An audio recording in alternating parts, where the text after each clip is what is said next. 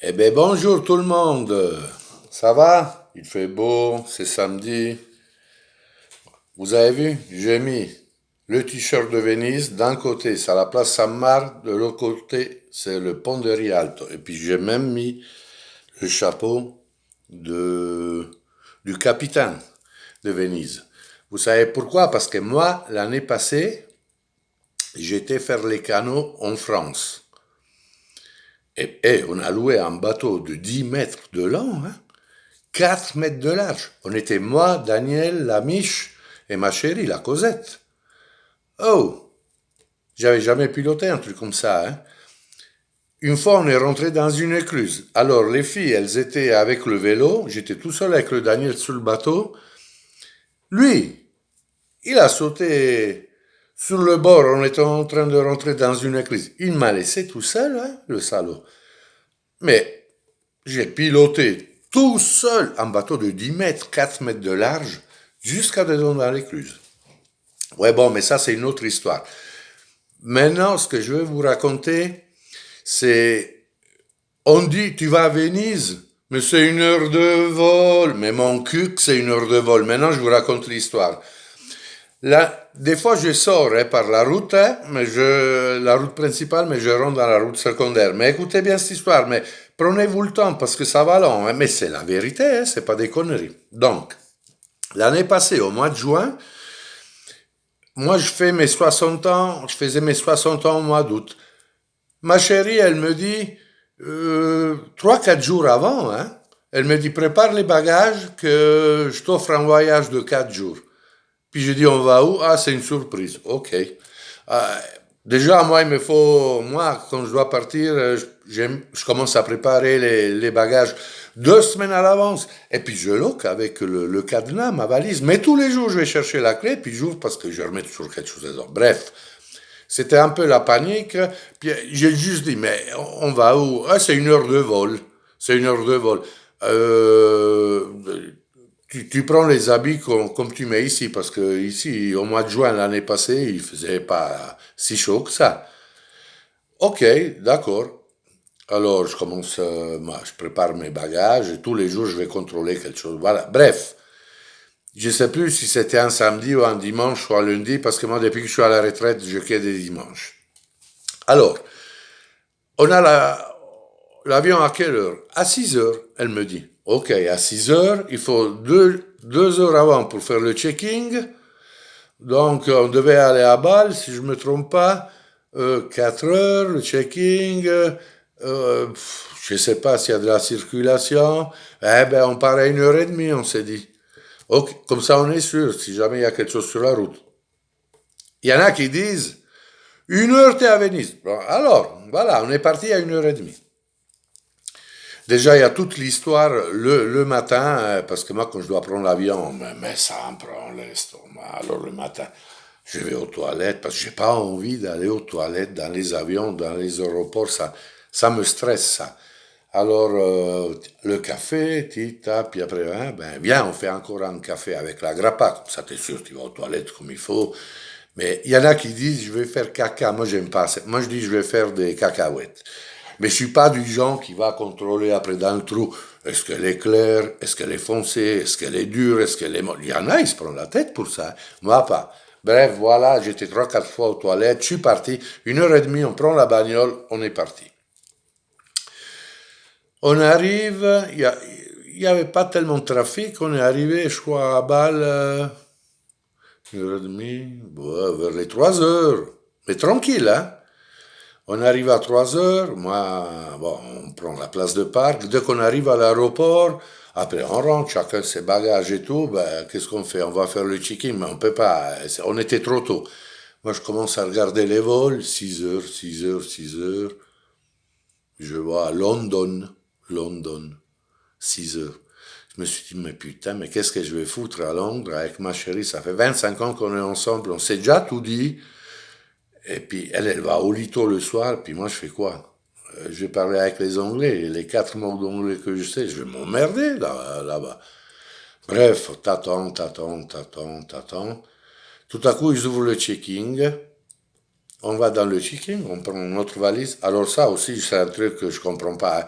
La femme du checking, elle est à 7-8 mètres de moi, et puis ils me font fermer des kilomètres, des tourniquets, pour arriver là devant, hein. Et puis moi, j'avais déjà mal aux pieds, hein. C'est pour ça qu'ils m'ont opéré cette année. Bref, tu fais ta tournée et tout, tu arrives devant le checking, et puis elle veut même pas voir que le billet, parce que moi, j'ose pas lui donner le billet, sinon je sais où je vais. C'était une surprise. Et puis quand tu arrives devant le checking, que tu as fait tous ces kilomètres de tourniquet là, hein, il faut encore espérer que ta valise elle aille le poids juste, sinon tu retournes en arrière, tu dois de nouveau la vider. Hein. Alors, voilà. Bref, tu fais ça, tu es content que tu as laissé ta valise. Alors, tu as seulement ton sac à dos, putain, c'est la classe, hein. Tu te balades, mais tu regardes la montre, puis c'est 4 heures et quelques. Ton avion, il part à 6 heures, t'es pas encore arrivé à Venise, hein. Alors, qu'est-ce qu'on fait? Ben, on va fumer une clope, tu profites, tu bois un verre, tu manges quelque chose. Putain, ça coûte plus cher qu'un hôtel de 4 étoiles. Si tu prends un sandwich, ils sont fêlés là-bas. Bref, là, tu tournes.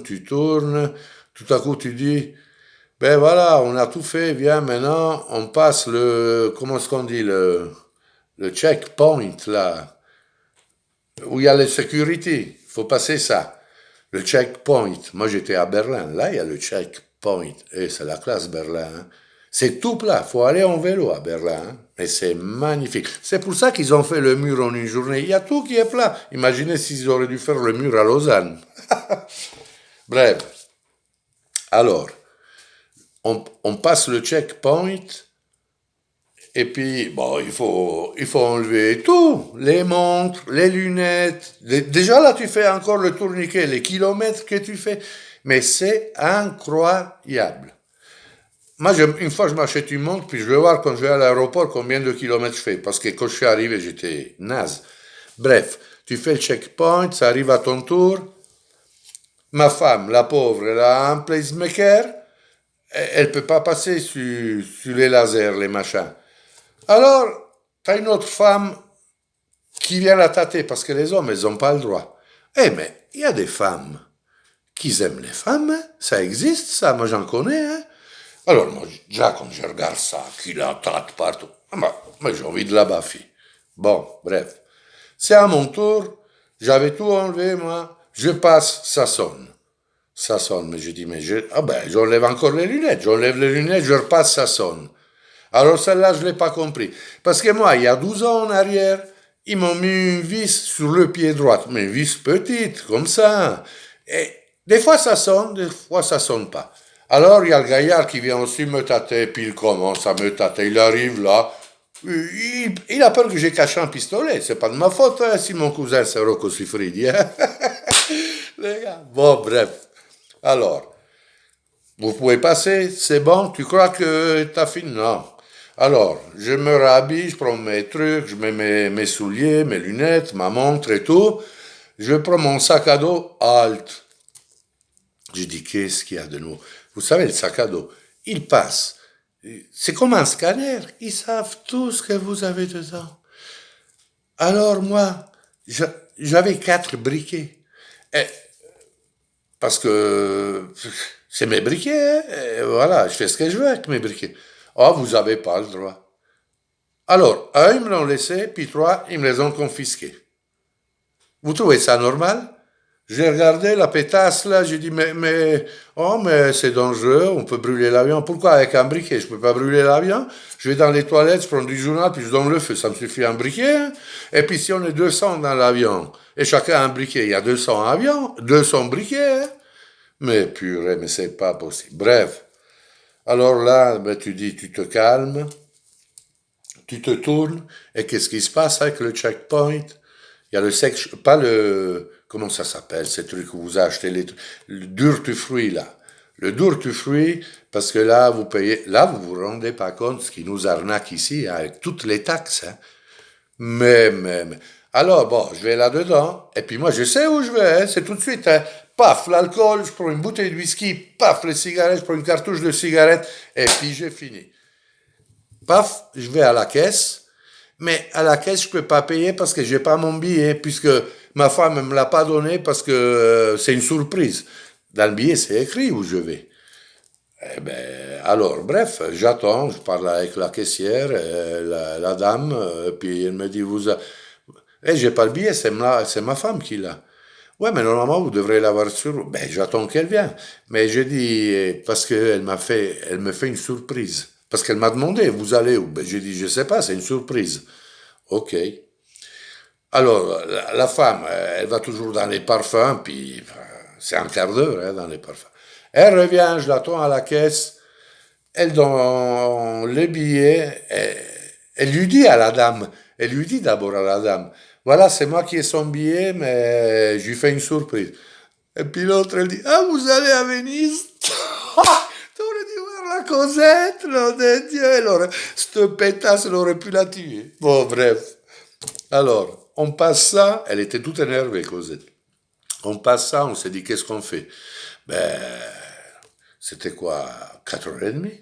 4h30, 5h moins quart. L'avion, il part à 6h, hein?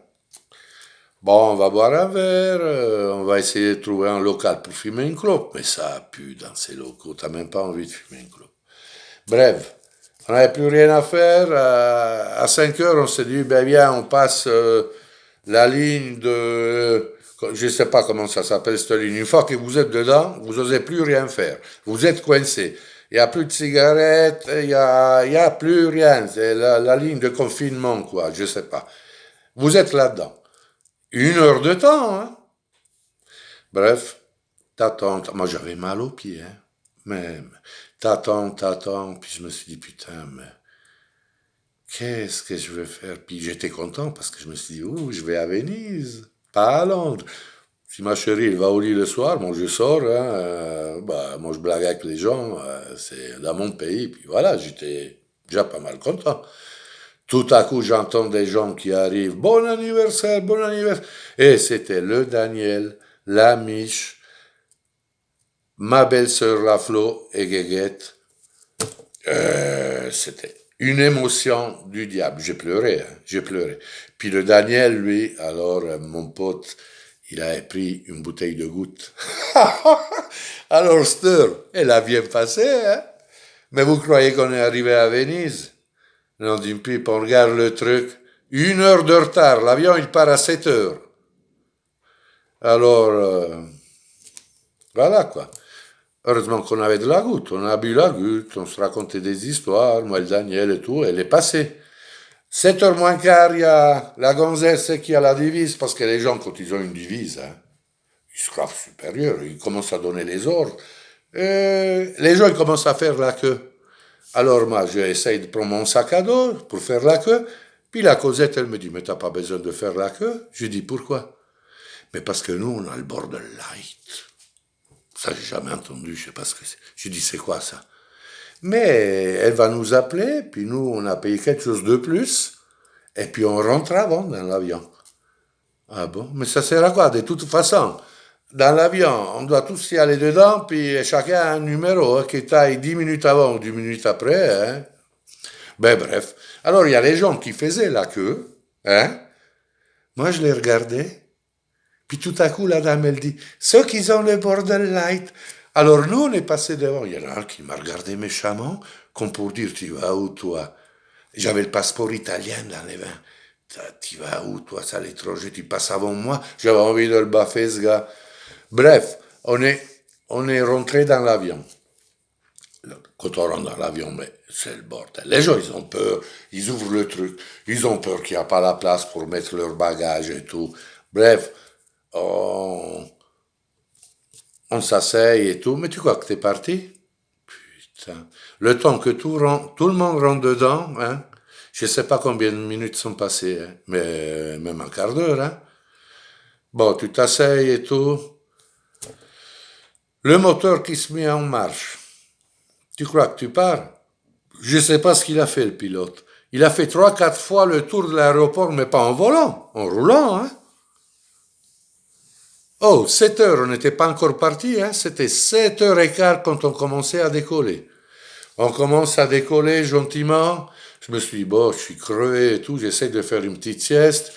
Il y a la gonzesse qui vient vers toi, l'hôtesse de l'air, comme dans tous les avions, elle se met là, debout, puis commence à faire ses signes. En cas d'accident, elle vous montre tous ces trucs que tout le monde a regardé je sais pas combien de fois.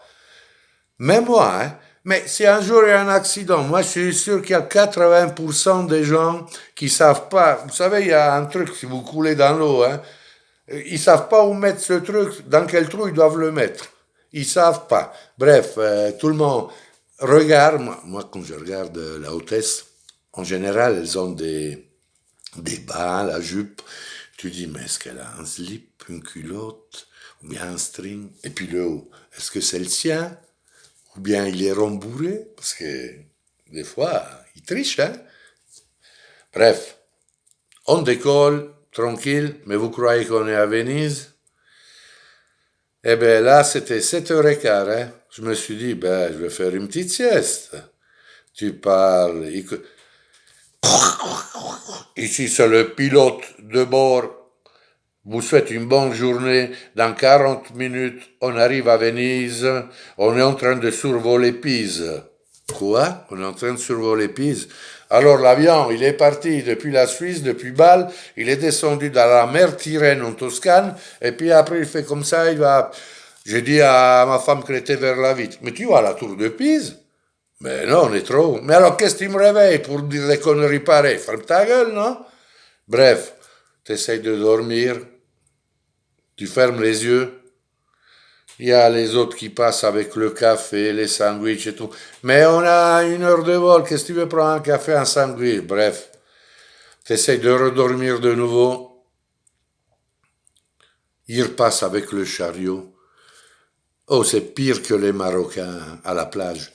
Ils ont des clopes, des lunettes, de l'alcool, des foulards, des montres. Ils ont tout. Puis après, ils te disent à toi que si t'as 1 kilo de plus, t'oses pas le prendre. Mais eux, le commerce qu'ils ont dans la queue de l'avion, mais c'est quand même impressionnant, hein. Bref, j'ai dit, j'espère que c'est fini, hein. Dans 20 minutes, 25 minutes, on arrive à Venise. J'essaie de m'endormir. T'essaies de t'endormir un peu. Il y a l'autre. Ici, ici c'est le commandement de bord qui vous parle. Dans 25 minutes, on arrive à Venise. Bientôt, on commence l'atterrissage. Température de Venise, 28 degrés. Température extérieure, -50. Ben dis donc. -50 dehors. Ça veut dire que si moi j'ai chaud, maintenant j'ouvre la porte. Oh ben tiens, je vais prendre une bouchée d'air fraîche, puis je rentre. Mais toi, tu me réveilles pour dire des trucs comme ça. Mais laisse-moi dormir. Mais ça, c'est tout ce qui se passe dans l'avion. On n'est pas arrivé à Venise, hein? Bref, on commence l'atterrissage, parce que l'atterrissage, il commence un quart d'heure avant, hein. Et puis, alors, tout le monde, t'as une chiclette, t'as une chiclette. Bref, il faut prendre une chiclette, autrement, ça se bouche les oreilles, hein. Bref, alors, t'arrives,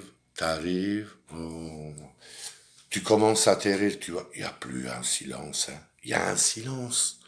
Ils ont tous un peu les chocottes, hein. L'avion, brrr, il se pose, il se pose. Moi, je regarde les têtes des autres, ceux qui ont peur ou pas. Bref, l'avion atterrit, il s'arrête, 2 ou 3 secondes de silence, puis tout le monde, oh, bravo le pilote, bravo. Mais celle-là non plus, je l'ai pas compris. Alors moi, demain matin, je vais au pitchounet, je commande un café au sommelier sur la terrasse. Quand le sommelier il sort, il y a tout le monde, bravo, bravo. Hey, c'est son job, hein. Puis le pilote, comme il m'a monté, il doit aussi me redescendre, hein. Bon, voilà quoi. Bon, alors, vous croyez qu'on est arrivé à Venise? L'avion, il s'est arrêté. À ce moment-là, c'est 8h10, 8h15, je crois. Oh, 10 minutes, tu restes assis dans l'avion, mais tu dis, mais putain, mais qu'est-ce qui se passe? 10 minutes, tu restes assis dans l'avion.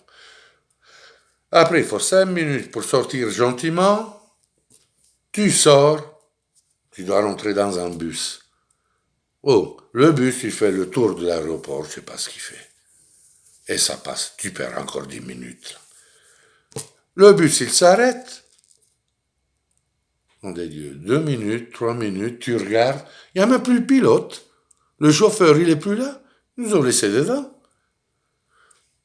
Bref, ils ouvrent les portes. Tout le monde se bascule pour courir. Mais tu cours où? De toute façon, on doit attendre sur le tourniquet les bagages. Alors, tu arrives, tu dois chercher encore ton numéro de bagages là. Hein?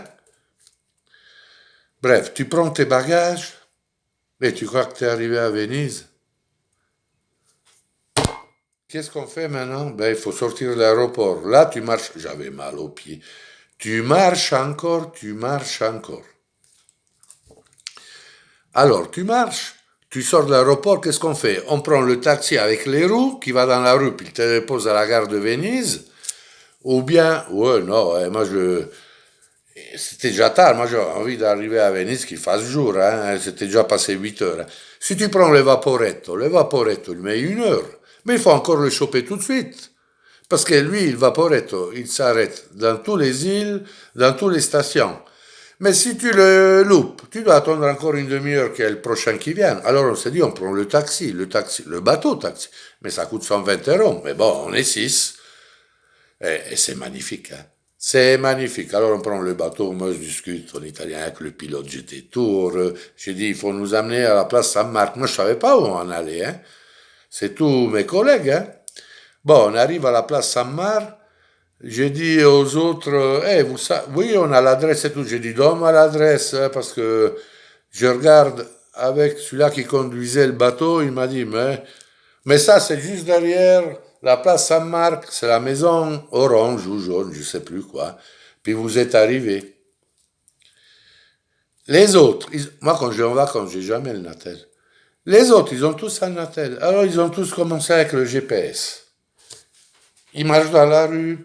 Et on a fait, je sais pas combien de fois, le tour de la place Saint-Marc pour trouver notre appart. Mais vous croyez qu'on est arrivé à la maison? Je crois que c'était 10 heures moins quart. Il commençait à faire nuit. On arrive devant la maison. J'ai dit à toute l'équipe qui était avec moi, et vous avez la clé? Mais non, on a les Natel, nous. On a le code. Là, là, là. Alors on arrive devant le portail, devant la porte. Ils commencent, ils font le code. Ça va pas. Heureusement qu'il n'y avait pas le coronavirus, parce que s'il y avait ça, chaque fois on devait désinfecter les boutons. Bref, tout le monde essaye. À la fin, je dis, mais tiens, je vais aussi essayer moi. J'essaye, rien à faire. Alors ils téléphonent. Ils téléphonent à ceux qui ont donné le code. Et bien sûr, c'est l'italien hein, qui doit parler. Alors, mi scusi, per favore, qua stiamo davanti alla casa, e porca puttana, sono già le 10 e non si apre la porta. Ah, mais j'ai dû faire le code devant lui. Il voulait. J'ai dit, elle s'ouvre pas, il faut que tu viennes ici m'ouvrir la porte. Il est venu ouvrir la porte. On est monté, il a dit demain j'appelle l'électricien, je change le code. Vous savez quelle heure c'était quand on est monté dans la maison? C'était 10 heures. Et puis moi, je suis parti de la maison à 1 heure et demie. Puis il y a des gars qui me disent, mais tu vas à Venise, mais c'est une petite heure de vol. Tiens, une petite heure de vol. Bref, après on est monté, on n'a même pas eu le temps de faire la douche et tout, parce que sinon on avait peur qu'on mangeait plus, hein. Puis on était mangé, mais c'était après 4 jours super. Mais il faisait la canicule. Vous savez ce que c'est la canicule? La canicule, c'est en latin. Canicule, ça le dit. C'est quand vous avez la transpiration qui va depuis derrière puis qui va dans l'arrêt du cul. C'est pour ça que ça s'appelle canicule. Mais maintenant, j'ai un scoop pour vous. Vous savez ce que c'est un scoop? Je vous l'ai dit la dernière fois. Un scoop, c'est par exemple quand vous allez avec chez un journaliste, un journal, puis vous dites, ben voilà, moi j'ai un scoop. Ouais, mais quoi comme scoop? Ben si tu me payes, mais dis-le moi. Par exemple, on dit au Vatican, sous le Vatican, dans les caves du Vatican, il y a une entreprise de Viagra. Et puis le pape, il a un harem. Ça, c'est un scoop. Mais moi, c'est pas ça. Moi, je vous raconte un petit scoop. Attendez, c'est le scoop de Walt Disney. Alors, vous connaissez l'histoire de Cendrillon. Eh bien, Walt Disney, il veut la refaire. Parce que c'est pas vrai que Cendrillon a marié le prince charmant et puis qui a vécu toute sa vie dans un palais. C'est pas vrai. La vraie histoire, Elle est sortie maintenant, hein. Ça c'est un scoop. Hein. La vraie histoire, c'est que Cendrillon, elle est morte dans une maison pourrie, pleine de cendres, puis sale, pleine de... Parce qu'elle toraillait, hein, la Cendrillon. Hein. Pauvre, vieille, pleine de rides, avec son chat. Même son chat qui était noir, il était gris tellement qu'il y avait de la poussière. Eh bien alors Walt Disney, il veut changer l'histoire. Et il a fait venir dans sa maison la fée. Et la fée, elle a dit, Cendrillon, alors tu as droit à 3 vœux. Choisis le premier, mais j'ai pas beaucoup de temps. Cendrillon lui a dit, j'aimerais devenir riche. Un coup de baguette magique, toute la maison de Cendrillon était propre, tout en or et en argent, mais d'une valeur inestimable. Tu dois me faire un deuxième vœu. Cendrillon se regarde au miroir. Le miroir, il était déjà plein de poussière. Elle était toute grise, pleine de... J'aimerais devenir belle comme quand j'étais jeune. Un coup de baguette magique et Cendrillon, c'était une belle, mais vraiment, deux, même melon, beau chapette, les cheveux longs, la classe. Hein. Et puis il lui dit, t'as droit à un troisième vœu. Elle savait pas quoi faire. Dépêche-toi, Cendrillon. Moi, je dois m'en aller. J'ai pas que ça à faire. Elle regarde, elle voit son chat. Elle dit, ben, j'aimerais que mon chat devienne un beau prince charmant, jeune et beau. Un coup de baguette magique, et puis son chat se transforme en prince charmant. Mais beau, comme moi quand j'étais jeune. Alors Cendrillon, quand elle a vu ça, elle a ouvert les bras. Et voulait aller vers son prince. Et puis le prince lui dit, stop! Tu te souviens, Cendrillon, quand tu m'avais castré? Bon, les gars, moi je vous souhaite un bon dimanche. Ciao!